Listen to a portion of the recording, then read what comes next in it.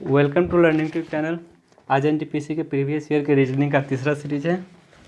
इससे पहले 2 सीरीज हो चुके हैं। जो लोग अगर नहीं देखे होंगे वो लोग वीडियो के प्लेलिस्ट से देख सकते हैं। क्वेश्चन भी जो है वो वीडियो के डिस्क्रिप्शन में या फिर टेलीग्राम में मिल जाएगा। तो आज का सेशन शुरू करते हैं। निखिल पार्क में एक लड़के से मिला। लड़का निखिल की पहचान अपने पिता के छोटे भाई के रूप में कराता है। तो अपने पिता का जो छोटा भाई वो होगा, वो कौन होगा? चाचा हो जाएंगे। तो निखिल लड़का का चाचा है। नेक्स्ट, निम्नलिखित सेट का चयन कीजिए। देखिए, जब भी इस तरह के सेट का चयन करना रहता है तो हम क्या करते हैं, डिवाइड का जो चिन्ह रहता है यानी भाग का जो साइन रहता है उस पर ज़्यादा फोकस करते हैं, भाग के साइन पे। तो भाग का साइन यहाँ लास्ट में है। अगर हम लास्ट में भाग का साइन देते हैं यानी 4 और 12 के बीच में, तो 4/12 यानी 1/3 आ रहा है, इनकम्प्लीट संख्या है। और जबकि यहाँ पे कंप्लीट संख्या दिया गया है, इसका मतलब भागा का जो साइन है वो लास्ट में नहीं आ सकता। अगर लास्ट में नहीं आ सकता तो ए नंबर और बी नंबर ऑप्शन खत्म हो जाएगा। अब बचा हमारे पास सी और डी।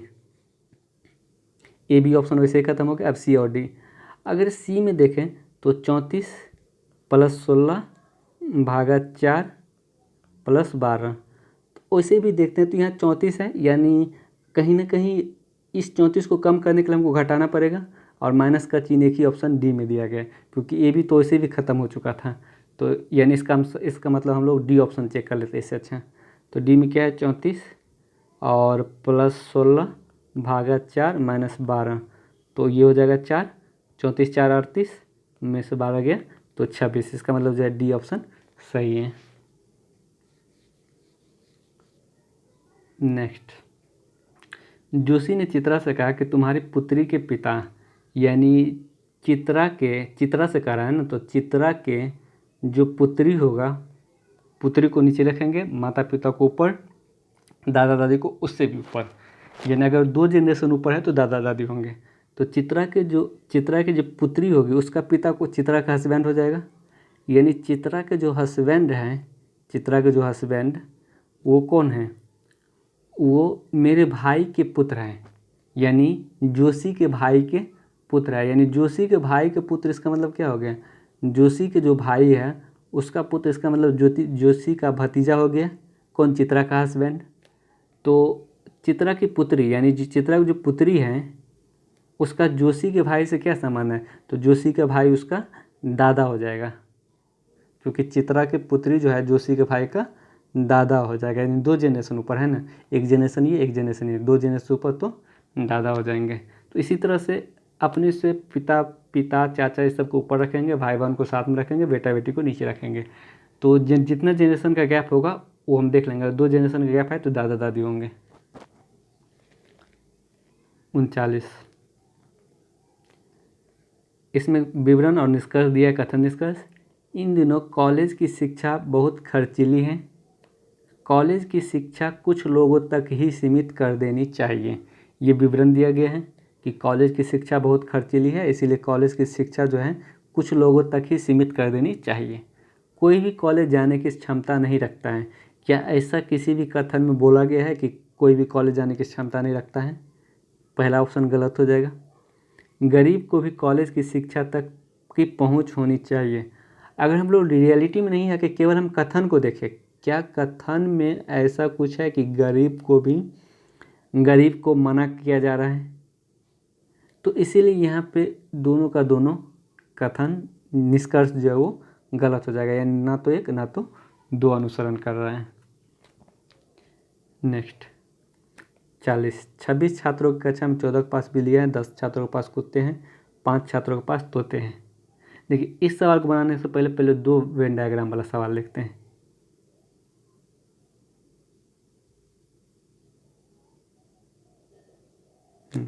दो वेन डायग्राम वाला सवाल।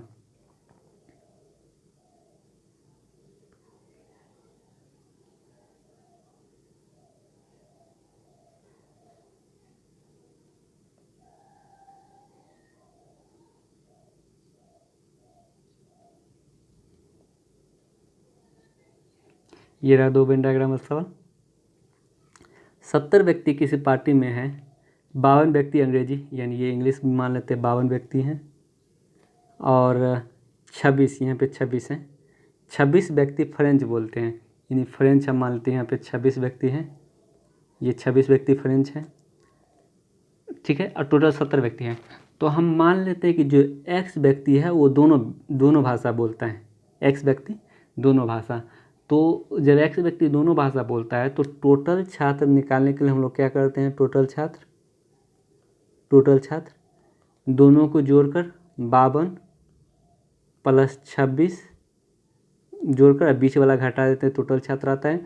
और टोटल छात्र कितना दिया गया है, 70 दिया गया है यहाँ पे, बराबर 70। तो ये 52 26 कितना होता है, 78, और माइनस एक्स बराबर 70, तो एक्स बराबर 8 आ जाएगा। यहाँ से जो एक्स का वैल्यू आया वो क्या आ गया, 8 आ गया, यानी 8 छात्र जो है वो दोनों भाषाएं बोल सकती हैं। अब आते हैं इंग्लिश में टोटल 52 छात्र थे, इंग्लिश में टोटल 52 में से 8 जो है वो फ्रेंच भी बोलता है। तो इसका मतलब जो केवल अब कितना बच गया, 44 और 52, जो 44 छात्र होगा वो केवल और केवल इंग्लिश बोलेगा। 52 इंग्लिश बोलता है ना, 52 इंग्लिश बोलने वाले में से 8 छात्र फ्रेंच भी बोलता है। तो इसका मतलब जो 44 छात्र होगा वो केवल और केवल इंग्लिश बोलेगा। 26 फ्रेंच बोलता है, और इस 26 फ्रेंच बोलने वाले में से 8 जो है इंग्लिश भी बोलता है। तो इसका मतलब जो 18 छात्र होगा वो केवल और केवल फ्रेंच बोलेगा। फ्रेंच में 26 था तो 18 यहाँ पे और 8 यहाँ पे, 18 26 हो जाएगा ना। अगर यही बोलता है कि केवल 26 छात्र फ्रेंच बोलते हैं तब यहाँ पे हम 26 लिखते हैं, लेकिन बोला 26 छात्र फ्रेंच भी बोल सकते हैं, यानी फ्रेंच तो बोलता ही है, उसके अलावा भी मे भी कुछ और बोल रहा होगा। तो 26 में से 8 जो है वो इंग्लिश भी बोलता है, तो 18 छात्र केवल फ्रेंच बोलेगा। अब क्या चीज़ सवाल बोला है, कितने छात्र से कितने व्यक्ति सिर्फ फ्रेंच बोलते हैं, सिर्फ फ्रेंच बोलने वाले 18 व्यक्ति आ गए। कितने व्यक्ति सिर्फ अंग्रेजी बोल सकते हैं, तो अंग्रेजी बोलने वाले केवल अंग्रेजी बोल रहा है। अगर अंग्रेजी बोलता तो 52 व्यक्ति, लेकिन केवल अंग्रेजी बोला तो 44 व्यक्ति हो जाएगा, इसका आंसर 44। और कितने व्यक्ति अंग्रेजी फ्रेंच दोनों बोल सकते, तो इस दोनों का आंसर जो है दोनों में कितना है, 8, यानी इसका जो आंसर होगा वो 8 हो जाएगा, यानी इसका आंसर 18, इसका 44, इसका 8। अब 3 वेन डायग्राम वाला हम देखते हैं।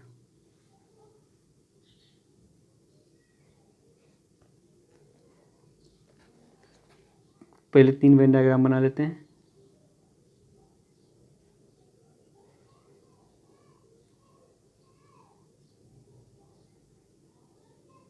थोड़ा सा बड़ा डायग्राम बनाना पड़ेगा।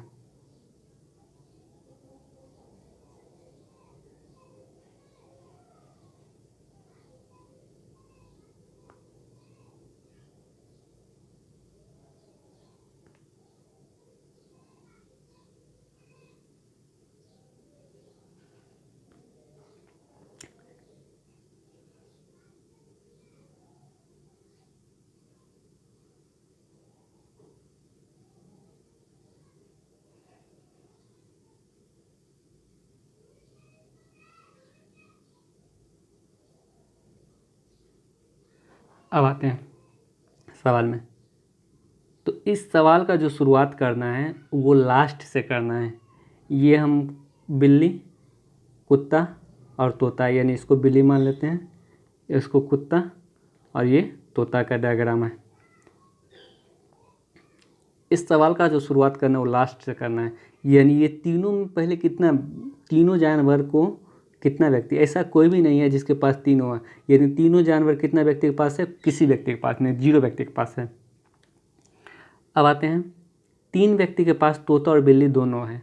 तो तोता और बिल्ली, ये रहा डायग्राम, तोता और बिल्ली का ये भाग रहा, तोता और बिल्ली का। तोता और बिल्ली में कितना व्यक्ति है टोटल, तोता बिल्ली में 3 व्यक्ति हैं, तो 0 व्यक्ति यहाँ, तो 3 व्यक्ति यहाँ बच जाएगा। तोता और बिल्ली, ये भी भाग जो है तोता और बिल्ली का ही है, ये वाला भाग, भले ही कुत्ता आ जाता है अलग बात है, लेकिन तोता और बिल्ली, अगर बोलता केवल तोता बिल्ली तो इसमें आता है, जैसे मान चलिए, अच्छा फिर कभी सवाल आएगा तो हम बता देंगे उसमें आगे। तो नेक्स्ट क्या है, एक छात्र के पास कुत्ता और तोता दोनों है, कुत्ता और तोता ये है, तो इसका मतलब कुत्ता और तोता दोनों का डायग्राम ये हो गया। एक छात्र के पास कुत्ता तोता 0 यहाँ, तो बच गया 1 यहाँ पे आ जाएगा।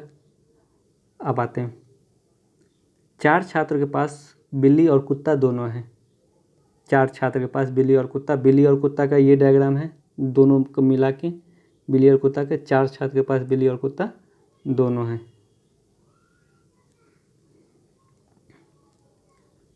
अब क्या बोला,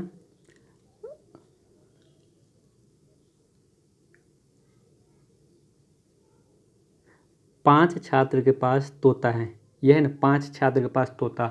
अगर केवल तोता बोलता तो हम डायरेक्ट 5 यहाँ पे लिख सकते थे, लेकिन यहाँ बोला है 5 छात्र के पास तोता है।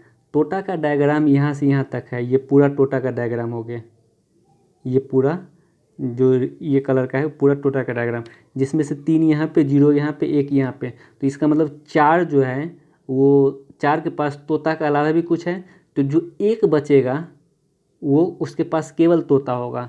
अब देखिए बोला है ना 5 छात्र के पास तोता है, तो 1 यहाँ, 1 यहाँ, 1 3 यहाँ, 3 2 5 छात्र के पास तोता हो गया। अगर केवल बोलता 5 छात्र के पास केवल तोता है तब हम डायरेक्ट 5 यहाँ लिख सकते थे, लेकिन नहीं, बोल रहा है कि 5 छात्र के पास तोता है। तो 5 छात्र, तोता का डायग्राम यहाँ से यहाँ तक है, तो 1 यहाँ पे था, 3 यहाँ पे, 4 हो गया, तो बच गया 1, तो 1 के पास केवल तोता होगा। आते 10 छात्र के पास कुत्ता है, तो कुत्ता का जो डायग्राम है वो ये था, कुत्ता का डायग्राम ये रहा। 10 छात्र के पास अगर कुत्ता है तो 4 यहाँ, 0 यहाँ, 1 यहाँ, 5 तो इधर बट गया, तो केवल 5 व्यक्ति जो बचेगा उसके पास केवल और केवल कुत्ता होगा। अब आते 14 के पास बिल्लियाँ हैं, 14 छात्र के पास जो है बिल्ली है, तो बिल्ली का ये पूरा डायग्राम है। अगर 14 के पास बिल्ली है तो 4 यहाँ बट गया, 3 यहाँ बट गया, 7 बट गया, तो बाकी जो बचा वो 7, यानी 7 छात्र बोल सकें, 7 छात्र के पास केवल और केवल बिल्ली है। ठीक है, तो अब हम निकालते हैं कि टोटल कितना छात्र है जिसके पास कुछ न कुछ है। तो टोटल कितना छात्र हो गया, 7 यहाँ पे, 4 11, 5 16, 1 17, 3 20 और 1 21, इन 21 छात्र के पास कुछ न कुछ है, कुछ न कुछ जरूर है।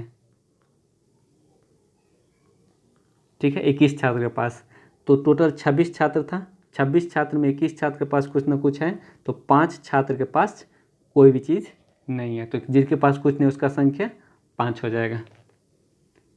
नेक्स्ट, हाइट का कोड क्या देगा, 1440 HIDE, तो H कितना होता है 8, I 9, D 4, E 5। इसका कोड अगर 1440 है तो 1440 ये कैसे आएगा, इस सब को गुना करने पे, 5 के 20 9 180 और 8 8 44 है, तो 1440 आ गया। तो वाइट का कोड पूछ रहा है ना, WIDE, तो W 23 होता है, I कितना होता है 9, D 4, E 5।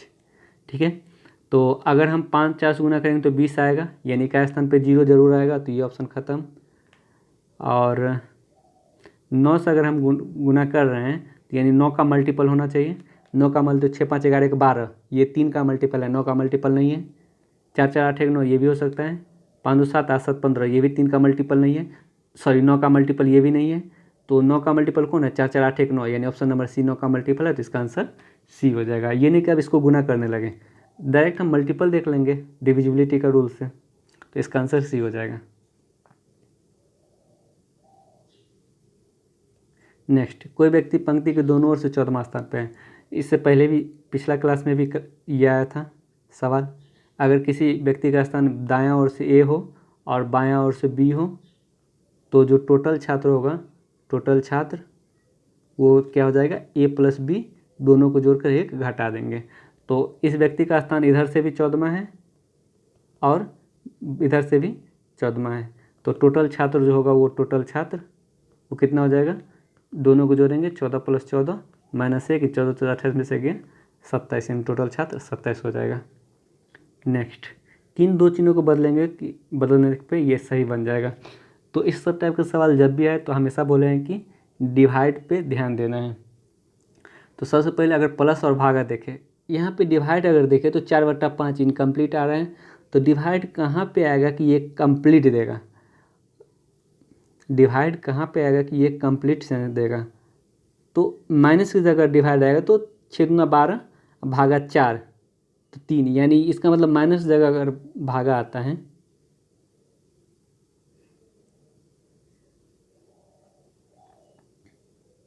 जैसे अगर ये माइनस की जगह अगर भागा देंगे तो 6×12 ये हो जाएगा, भागा 4 3। इसका मतलब प्लस और गुना और माइनस और भागा को बदल देंगे, माइनस और डिवाइड को बदल देंगे तो इसका आंसर सही आ जाएगा। यानी माइनस और डिवाइड कहाँ चेंज हो रहा है, माइनस की जगह डिवाइड आ जाए, ऐसा कहीं नहीं दे रहा है। तो अगर प्लस की जगह डिवाइड आ जाएगा तो भी हो जाएगा, क्योंकि 3/2 गुने 6 है ना, तो 3/2 गुने 6 यानी 2 3 6 यानी 3 3 9 आ रहा है ना, तो इसका मतलब प्लस की जगह भी डिवाइड आ सकता है। प्लस डिवाइड ऑप्शन नंबर अगर हम डी लेते हैं प्लस और डिवाइड को एक्सचेंज करने के लिए, तो क्या हो जाएगा 3 और प्लस की जगह डिवाइड होना चाहिए, डिवाइड 2 गुना 6 -4 और जहाँ डिवाइड है वहाँ पे +5। तो ये कितना हो जाएगा 3/2 गुने 6, 3 2 3 6 3 3 9 ये हो जाएगा 9 -4 +5, 9 5 14 में से 4 गए 10 यानी बराबर 10 आ रहा है।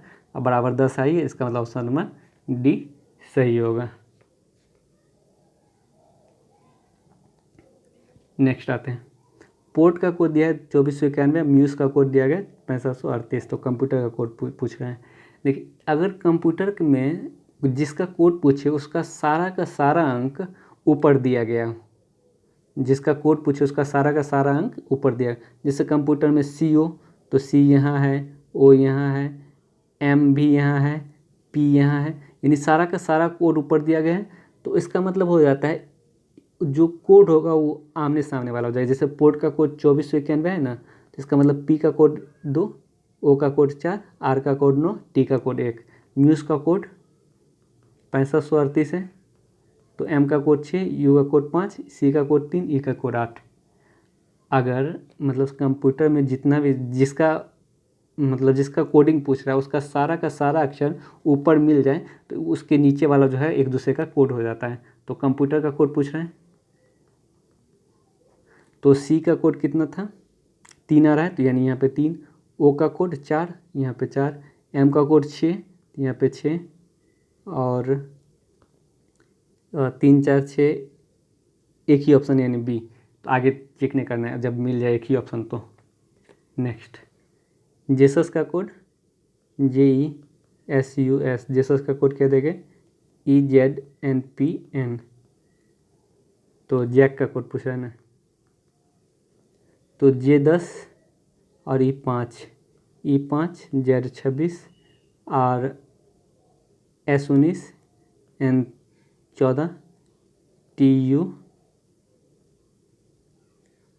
U21 और P16 और S19 N14।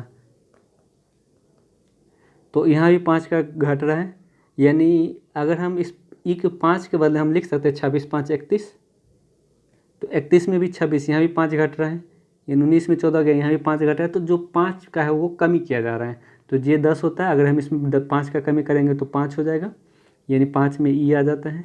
ये 1 होता है, अगर हम 26 से आगे बढ़ाएंगे तो ये 27 हो जाएगा, 27 में अगर हम 5 का कमी करेंगे तो 22 हो जाएगा, और 22 को हम लोग क्या बोल सकते हैं भी बोल सकते हैं।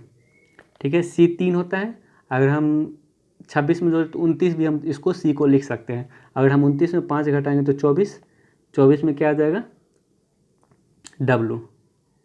तो जो इसका आंसर होगा 24 में एक्स आता है, तो जो इसका आंसर होगा EVX, यानी एक ही ऑप्शन बी हो जाएगा। उसी तरह के 11 में 5 घटाएंगे तो 6 और 6 में क्या आएगा एफ आ जाएगा, तो यानी option number B.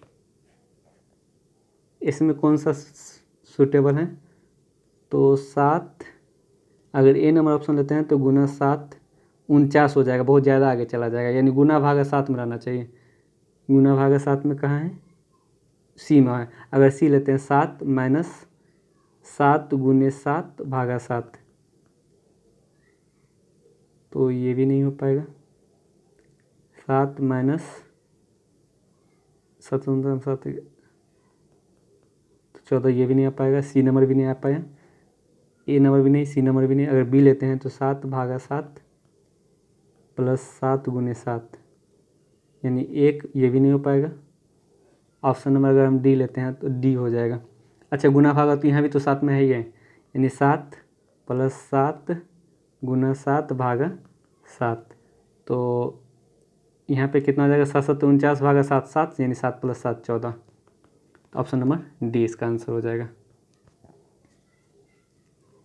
Next triangle और गुना जो है ये 48 दिया गया है, सर्कल गुना ट्रायंगल जो है वो 24 दिया गया है, चतुर्भुज टाइप से गुना सर्कल जो है वो 8 दिया गया है। तो चतुर्भुज टाइप गुना त्रिभुज बोला जा रहा है ना।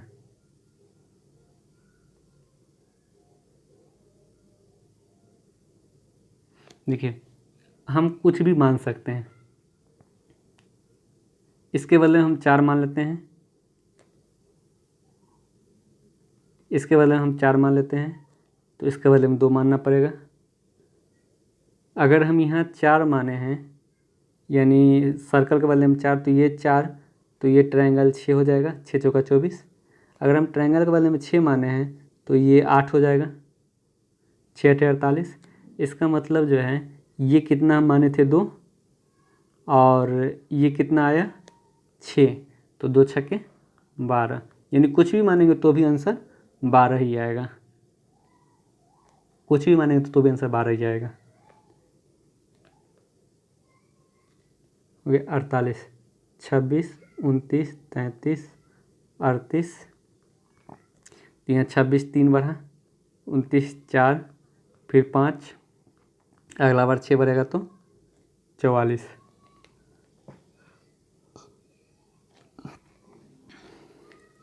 यानी 7। देखिए गुना के स्थान पे यहाँ पे क्या लेना है, प्लस लेना है 3, अब प्लस के स्थान पे भागा लेना है, भागा 2। ये ब्रैकेट में माइनस के स्थान पे गुना गुना 6, और भागा के स्थान पे क्या लेना है, माइनस लेना है, -4। ठीक है, तो ये कितना हो जाएगा, 7 + 3/2, तो यानी 7 + 3/2 कितना हो जाएगा, 7 9 14, और 3 17/2, ये हो जाएगा इसका कैलकुलेशन 17/2। 1 मिनट,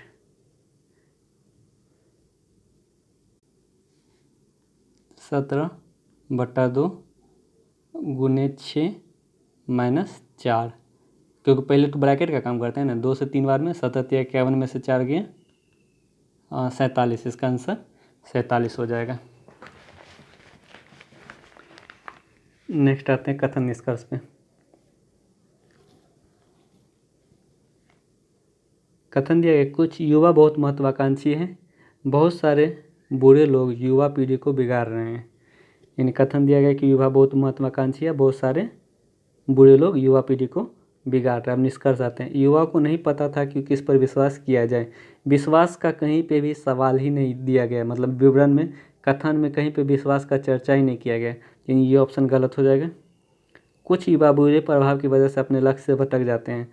जब यहाँ बोला गया कि बहुत सारे लोग युवा पीढ़ी को बिगाड़ रहे हैं, तो उससे ये निष्कर्ष निकल जाता है कि कुछ युवा बुरे प्रभाव की वजह से अपने लक्ष्य से भटक जाते हैं। इसका आंसर जो होगा वो 2 हो जाएगा, केवल निष्कर्ष 2 निकलता है।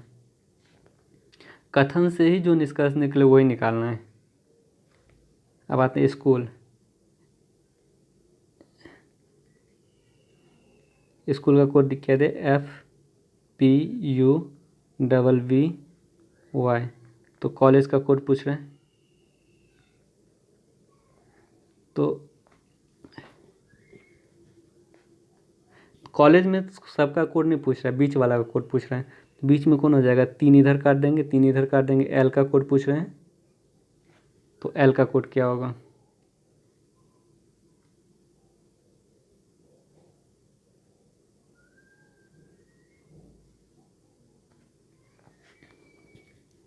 तो यहाँ पर देख रहे हैं L का कोड क्या दिया गया, Y, तो यहाँ भी क्या हो जाएगा, L का कोड Y हो जाएगा, जिसमें ज़्यादा दिमाग लगाना ही नहीं है। यहाँ पे L का कोड Y दिया गया है, तो इसमें भी L का कोड Y हो जाएगा। नेक्स्ट, ये तो हो चुका है। अब लास्ट क्वेश्चन, पी ए का पिता है जिसका बेटा ऐसा है, यानी पी जो है वो किसका पिता है, ए का पिता है, तो पी को ऊपर रखेंगे और पी का जेंडर स्पष्ट हो गया, मेल है तो एम लिख देंगे। जिसका बेटा ऐसा है, ये जो जिसका कहीं भी लग जाए, जो या जिसका, वो दूसरे वाले व्यक्ति को बोध कराता है। यानी जिसका बेटा ऐसा है, यानी ये जिसका किसको बोध करा रहा है, दूसरा व्यक्ति वाला व्यक्ति ए है, यानी ए का बेटा ऐसा है, तो एस क्या हो जाएगा, मेल हो जाएगा क्योंकि बेटा है। तो पी का जो एस है वो पी का पोता हो जाएगा। अब आते एल के की माँ है, जो एस की बहन है। अब ये जो किसको बोध करा रहा है, के को बोध करा रहा है, दूसरा वाले व्यक्ति को बोध कराता है, यानी के जो है वो एस की बहन है। एस की बहन अगर के हो जाएगी तो ये दोनों भाई बहन है, तो इस दोनों को साथ में रख देंगे और ये फीमेल हो गई। एल जो है के की माँ है, अगर एल के की माँ है तो इसका मतलब ये दोनों पति पत्नी हो जाएगा, एल फीमेल और ये मेल हो जाएगा। एल के की माँ है और ये पिता था, तो ये दोनों पति पत्नी होगा। अब आते ए का एल से क्या संबंध है, यानी ए जो है एल का कौन है, तो ए एल का पति हो जाएगा, ऑप्शन नंबर बी। ए का के से क्या संबंध है, यानी ए जो है के का क्या हो जाएगा, पिता हो जाएगा, एक जनरेशन ऊपर है ना, तो पिता हो जाएगा। ए का के से क्या संबंध है, इसका मतलब ए के का कौन है। पी का एल से क्या संबंध है, यानी पी एल का कौन है, पी जो है एल का ससुर हो जाएगा, यानी ससुर होगा, यानी एल के पति का पिता है ना, तो ससुर हो जाएगा, ऑप्शन नंबर सी हो जाएगा। तो आज का सेशन ये ख़त्म होता है। वीडियो को लाइक कर दीजिएगा और एक बार ज़रूर शेयर ज़रूर कर दीजिएगा। Thank you, bye bye.